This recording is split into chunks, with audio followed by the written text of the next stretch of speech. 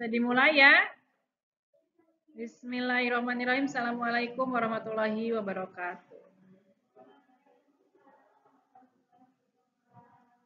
Baik, hari ini sudah memasuki pertemuan ke-6 di mana topik atau materi yang akan dibahas tentang belajar dan pembelajaran masih judulnya, tapi di sini topiknya atau sub pokoknya itu konsep dasar dan prinsip-prinsip belajar dan pembelajaran ya. Nah, ini ada dua subtopik hari ini yang akan kita bahas. Oke, ini ada visi misi. Kemudian ini kelatansaan, bisa kalian lihat juga ya. Oke, baik. Konsep dasar pembelajaran. Pembelajaran tuh menurut kalian apa ya?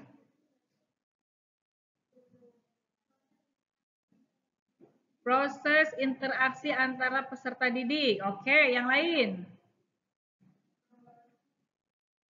Apa? Pembelajaran tuh.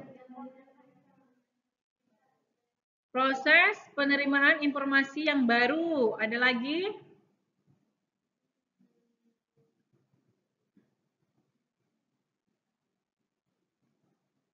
Oke, bahwa dikatakan di sini konsep dasar pembelajaran. Kita harus tahu dulu ya, yang dimaksud dengan pembelajaran itu apa? Seperti apa pembelajaran? Setelah tahu nanti pembelajaran, ada yang namanya konsepnya. Konsep dasar itu yang harus kita ikuti, bahwa pembelajaran seperti ini loh konsepnya. Biasanya apa pembelajaran? Adanya materi, guru, ya kan? Murid, itu kan pembelajarannya. Nah, ini kita secara konsep dasar sebelum membahas ke sebuah konsep dasar pembelajaran, ada sebuah pengertian apa sih yang dimaksud dengan pembelajaran itu sendiri. Nah, di sini menurut Gens 1985 dikatakan pembelajaran itu sebuah proses interaksi antar peserta didik dengan pendidik dan sumber belajar pada suatu lingkungan belajar untuk mencapai tujuan tertentu. Sumber belajar ini apa? Siapa sumber belajar dimaksud di sini? Guru. Selain guru apa lagi? Buku. Oke. Kemudian pembelajaran ini juga serangkaian kegiatan yang dirancang untuk memungkinkan terjadinya proses belajar pada diri peserta didik. Nah, bahwa dikatakan itu proses belajar, kemudian proses di mana suatu lingkungan belajar itu mencapai tujuan yang tertentu, kemudian peserta didiknya interaksi dengan peserta didik. Berarti kan tadi pembelajaran itu ada muridnya, ada gurunya, ada materi yang disampaikan, tujuan materinya juga jelas, gitu ya. Jadi ini secara definisi atau yang maksud dengan pembelajaran itu sendiri. Nah, ini ada menurut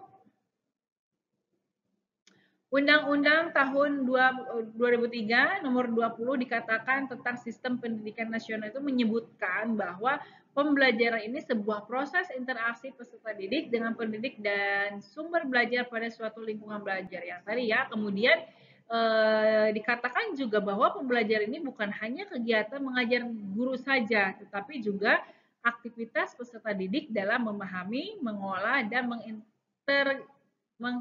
menginternalisasikan pengetahuan, sikap, serta keterampilan.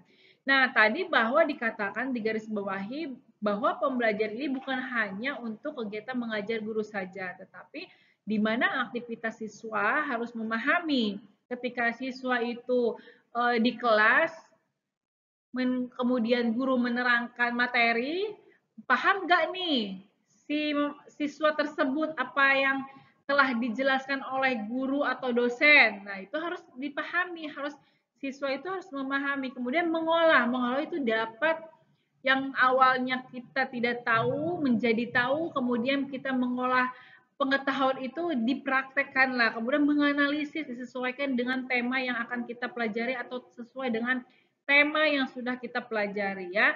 Kemudian ada juga interaksi pengetahuan. Tadi contoh ada tanya jawab, kemudian juga terkait pembelajaran, kemudian kita bahas tadi kasus gitu ya. Jadi ada interaksi dan juga keterampilan. Jadi tidak hanya fokus pada guru saja, melainkan juga kepada siswa ya. Nah, ini ada beberapa konsep pembelajaran yang dikutip dari buku Belajar dan Pembelajaran Pramudiani tahun 2020 bahwa dikatakan pembelajaran adalah upaya penyampaian pengetahuan kepada siswa di sekolah. Betul ya? Yang tadinya siswa tidak tahu menahu menjadi tahu. Contohnya siswa kelas 1.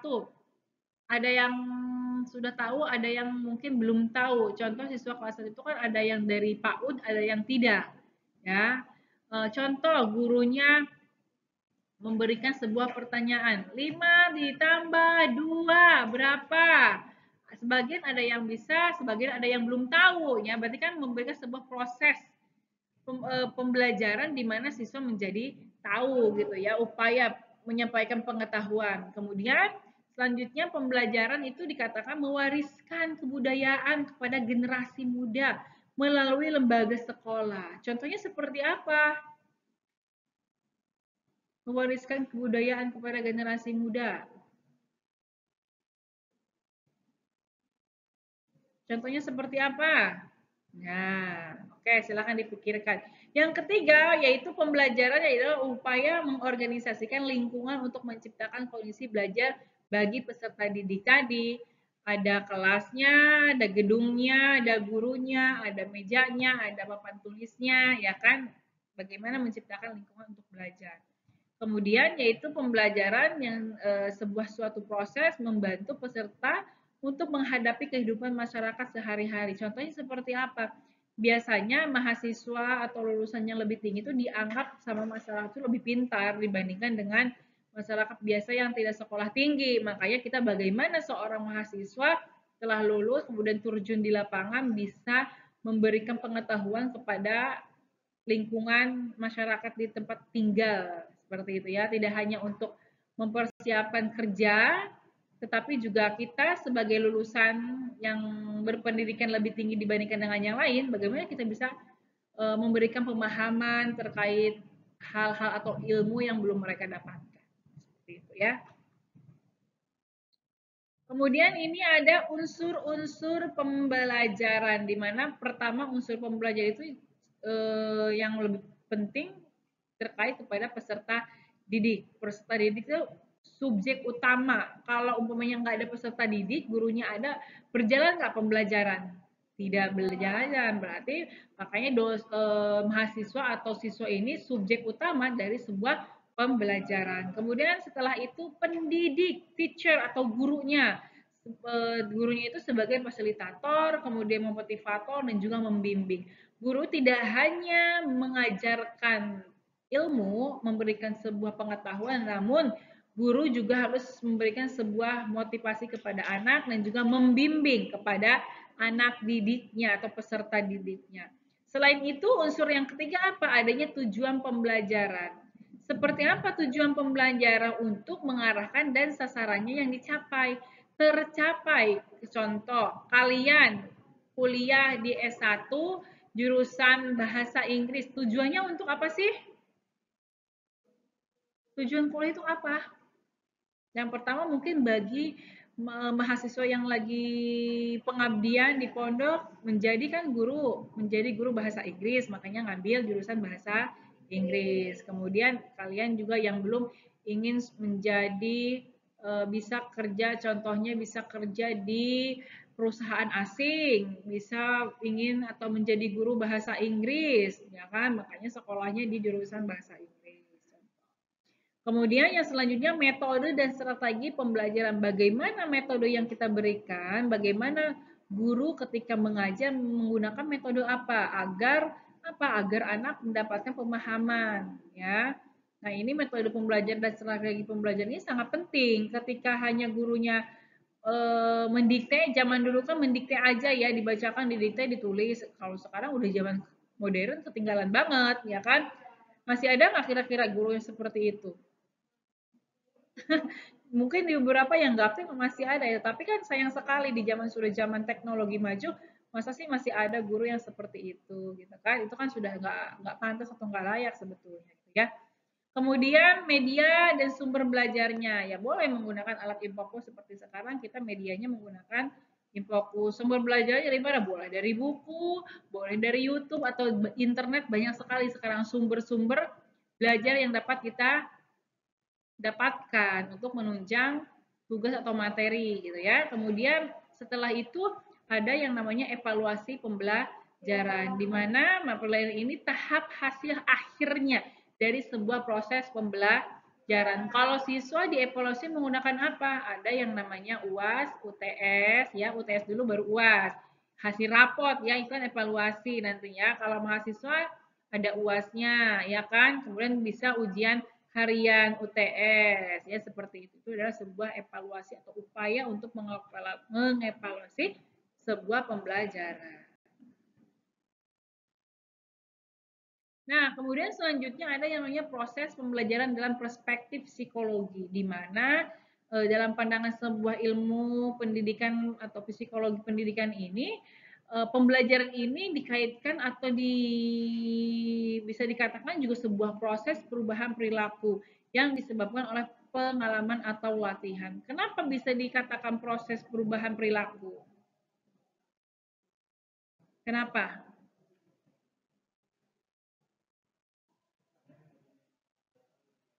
Karena yang awalnya si siswa tidak tahu menjadi tahu. Contoh anak-anak, 7 dikali 5, nggak tahu.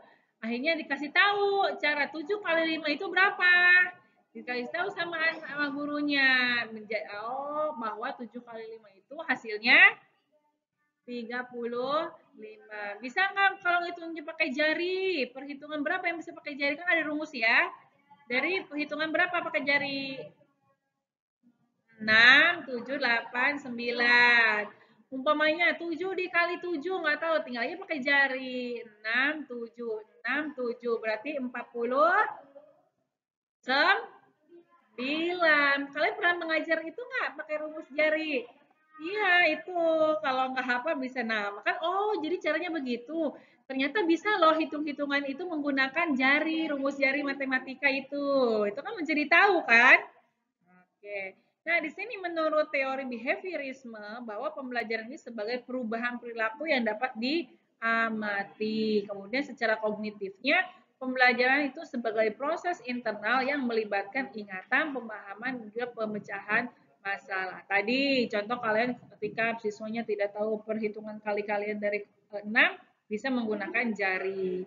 Konstruktivisme, teori ini memberikan sebuah bahwa pembelajaran ini sebagai proses pembangunan pengetahuan secara aktif berdasarkan pengalaman. Tadi kita duduk kuliah, oh pengalaman belajar, mendapatkan ilmu.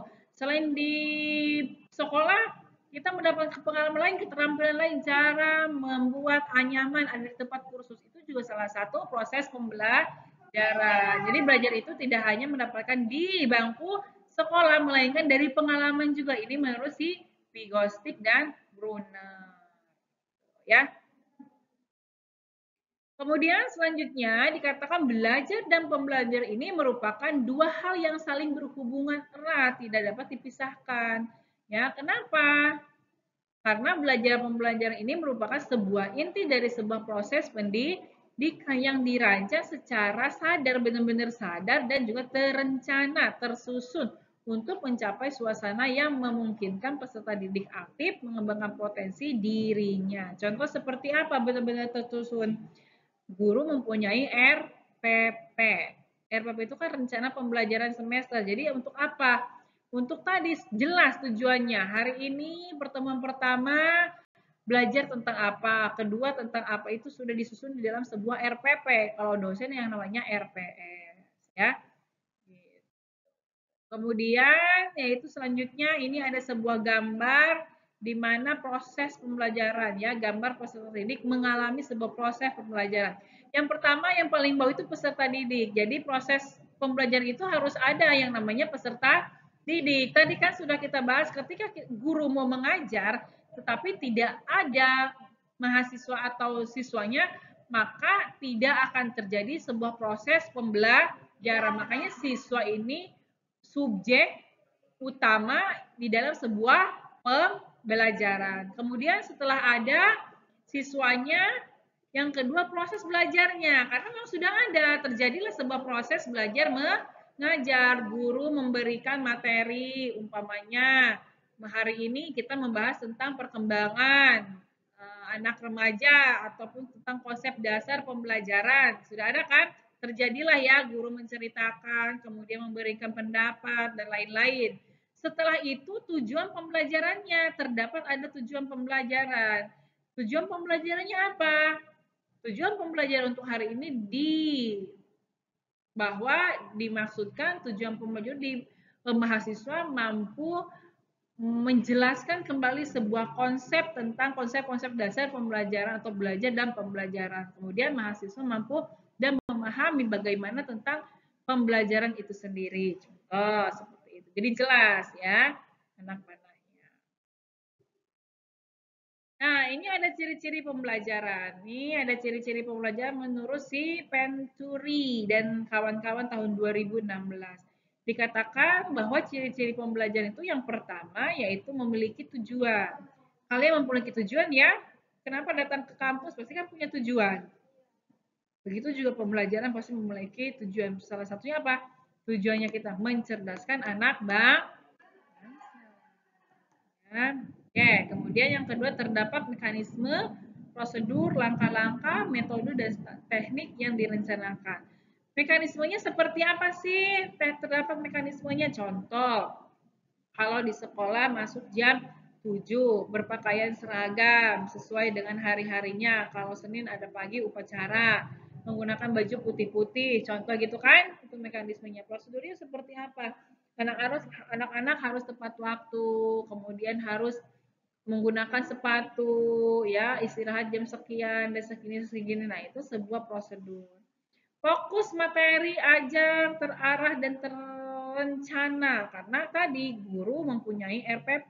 RPP itu rencana pembelajaran. Terarah sesuai sudah terjadwal, gitu ya. Kemudian adanya aktivitas siswa berupa syarat mutlak bagi berlangsungnya kegiatan pembelajaran. Contoh syarat mutlak bagi mahasiswa itu apa? Bagi sekolah, bagi siswa masuk jam 7, berseragam disesuaikan dengan sekolah. Punya seragamnya itu kan mutlak, itu tidak bisa dirubah-rubah kan? Terus kemudian menggunakan sepatu warna hitam. Contohnya itu kan mutlak ya. Kemudian proses pembelajarannya bertahap dari kelas 1 nanti naik kelas 2, kelas 3, kelas 4. Tidak bisa dari kelas 1 mau masuk kelas 6, nggak bisa. Harus mengikuti anak tangga prosesnya itu ya, mutlaknya. Kemudian terdapat pola aturan yang ditaati guru dan siswa dalam proporsi masing-masing. Guru pertama harus apa? Mempunyai RPP, perangkat pengajaran, silabus, kemudian juga guru memberikan materi, kemudian juga guru melaksanakan ujian harian, UTS, UAS, dan segala macamnya. Ya. Kemudian limit waktu untuk mencapai tujuan pembelajaran. Kenapa ada limit waktu? Karena sekolah pun kalau dari SD 1 sampai kelas 6. Mau tidak mau kalau SD itu ya 1 sampai kelas 6. Kalian juga semester 1 limit waktunya sampai kurang lebih 4 bulan pembelajaran di kelasnya ya kan. Libur jadinya nanti registrasi ke 6 bulan. Itu ada limit waktunya jelas ya. Kemudian ada juga sebuah evaluasi pembelajaran atau proses sebuah pembelajaran. Ada UAS, ada UTS, dan bagi rapat kalau tingkat sekolah gitu ya. Kemudian prinsip-prinsip pembelajaran yang lainnya, langkah-langkah yang pertama mengidentifikasi kebutuhan pendidikan dan pelatihan. Sekarang kebutuhan pendidikan itu apa aja sih? Pendidikan kebutuhannya apa? Kemudian selain itu menganalisis kebutuhan untuk mentransformasikan menjadi tujuan-tujuan pembelajaran. Nah, kebutuhannya sekarang apa? Bagaimana? Di perusahaan-perusahaan sekarang dibutuhkannya apa? Umpamanya skillnya, boleh ada perusahaan contoh gitu ya, tidak memiliki ijazah S1 tetapi dia mempunyai keahlian atau skill, sertifikasi, boleh bekerja sekarang seperti itu, contoh. Jadi disesuaikan dengan zaman sekarang gitu ya. Kemudian apalagi merancang metode dan materi pembelajaran. Disesuaikan dengan metode sekarang, sudah zamannya canggih, modern, bisa menggunakan teknologi, jangan sampai hanya menulis di papan tulis saja, ya. Kemudian pelaksanaan pembelajaran, eksperimental atau eksperimen seperti apa? Bisa kita outdoor, studi proyek ya gitu, project itu bisa ya. Kemudian menilai dan merevisi kegiatan-kegiatan atau mengevaluasi. Nah, selanjutnya ada yang namanya pembelajaran sebagai sebuah sistem. Nah, dikatakan pembelajaran sebagai sebuah sistem ini menurut Kamus Besar Bahasa Indonesia dikatakan sistem ini adalah sebuah peraturan unsur yang secara teratur saling berkaitan sehingga membentuk suatu totalitas. Ya, jadi menurut Kamus Bahasa ini sistem itu sebuah perangkat atau aturan sistem itu ya. Kemudian sistem pembelajaran ini ada juga berkaitan dengan kombinasi terorganisasi yang meliputi unsur-unsur manusiawi, material, fasilitas, juga pelengkapan lainnya. Kemudian menurut si Venturay tahun 2016 bahwa dikatakan sebuah sistem pembelajaran ini adalah kombinasi gabungan, campuran ya. Kemudian kombinasi terorganisasi, yang terorganisir, yang tersusun gitu ya, yang meliputi sebuah unsur-unsur manusiawi, material, fasilitas, perlengkapan, dan juga prosedur yang berinteraksi untuk mencapai sebuah tujuan. Nah, ini juga dikatakan dengan sebuah sistem pembelajaran. Nah, ini kita lihat ada di sini bagan pembelajaran sebuah sistem ya, pembelajaran sebagai sebuah sistem. Kok bisa pembelajaran itu sebagai sebuah sistem? Ada yang pertama yaitu tenaga pendidiknya ya. Jadi sekolah itu kan sistem ya. Ada tenaga pendidiknya, kemudian juga apa ini? Kurikulumnya. Di sekolah kan ada ya kurikulumnya ya. Jelas ya, kurikulumnya sudah jelas. Kemudian administrasinya, guru mempunyai administrasi? Punya. Apa aja guru administrasinya? Tadi salah satunya RPS, RPP, ya RPP silabus, absen, program tahunan, program semester, itu salah satu administrasi guru ya, ada input, ada output ya. Jadi dalam gambar ini kita dikatakan bisa disimpulkan bahwa pembelajaran sebagai sistem adalah sebuah proses interaksi antar guru dan peserta didik dan lingkungannya. Kenapa? Karena memang setiap hari ada kegiatan interaksi antar guru dengan siswa ya. Selain itu apa? Ada tugas-tugas segala macamnya ya, observasi, bikin project, file project dan lain sebagainya. Oke, ini ada prinsip dasar, prinsip-prinsip pembelajaran dan asas pembelajaran ya. Pengertian dan prinsip belajar. Ini menurut si Bruchel Weil ya, atau dikutip oleh si Rusman tahun 2017, dikatakan ada sebuah prinsip penting dalam sebuah proses pembelajaran. Yang pertama yaitu apa? Proses pembelajaran dikatakan pembentukan kreasi lingkungan yang dapat membentuk atau mengubah struktur kognitif siswa. Jadi ada perubahan kognitif. Kognitif itu berkaitan dengan apa? Pengetahuan siswa. Oke, kemudian yang kedua adanya hubungan dengan tipe-tipe pengetahuan yang harus dipelajari. Harus, kenapa tipe-tipe pengetahuan? Contohnya, kalau matematika yang harus diketahui ya balok, rumus bangunan. Kalau umpamanya dalam bahasa Inggris, rumus-rumus grammarnya ya kan. Nah, itu. Kemudian yang ketiga itu dalam proses pembelajaran harus melibatkan peran lingkungan sosial. Kenapa? Jadi tidak hanya guru dan murid saja, melainkan peran lingkungan sosial juga harus terlibat. Contoh seperti apa? Ada komite sekolah, ada orang tua wali, murid harus dilibatkan, gitu ya. Nah, dari ketiga prinsip ini, prinsip pembelajaran ini bahwa dikatakan pembelajaran itu sebuah proses di mana harus diarahkan agar siswa mampu mengatasi setiap tantangan dan rintangan dalam kehidupan yang cepat berubah. Yang namanya mahasiswa ataupun siswa itu tetap harus diarahkan. Zaman sekarang cepat berubah. Zaman dulu kalau belajar di SD anak-anaknya nakal, SD SMP kalau Badung nggak ngedenger ditabok, dilempar pakai penghapus. Kalau sekarang kan nggak boleh. Kemarin kan rame, update nggak kalian? Kepala sekolah iya menampar muridnya. Zaman kan sudah berubah sekarang ya. Kalau zaman dulu nggak ada yang begitu ya. Kalau mau jewer, ya jewer aja, mau ngelempar pakai papan tulis, pakai spidol atau apa nggak ada tuh ya. Karena kan sekarang zamannya sudah berubah, kita juga harus mengikuti ya seiring berjalannya waktu. Ya, ini ada 7 prinsip pembelajaran dalam belajar dalam pembelajaran. Yang pertama yaitu adanya perhatian dan semangat. Jadi guru juga harus memberikan perhatian dan semangat kepada siswanya. Keaktifan, siswa harus aktif, jangan hanya gurunya saja yang aktif di kelas, tetapi melainkan siswa atau mahasiswa juga harus aktif. Keterampilan, siswa lebih terampil ya, lebih kreatif gitu ya. Kemudian pengulangan, adanya pembahasan pengulangan contoh seperti apa? Diberikanlah sebuah tugas yang terkait dengan materi yang sudah diajarkan. Tantangan, pasti dong setiap materi pasti mahasiswa mempunyai tantangan. Nanti bagaimana tantangan tersebut bisa dipecahkan oleh mahasiswa atau mahasiswa sendiri. Diarahkannya oleh guru atau dosen. Kemudian ada timbal baliknya. Tadi ada evaluasi arahan dari gurunya. Kemudian yang terakhir itu perbedaan individu secara personal, pengetahuan dan kemampuan mahasiswa atau siswa pasti ada perbedaan di antara murid satu dengan murid yang lainnya. Bagaimana nanti guru bisa mengukur atau mengetahui perbedaan itu dari hasil apa?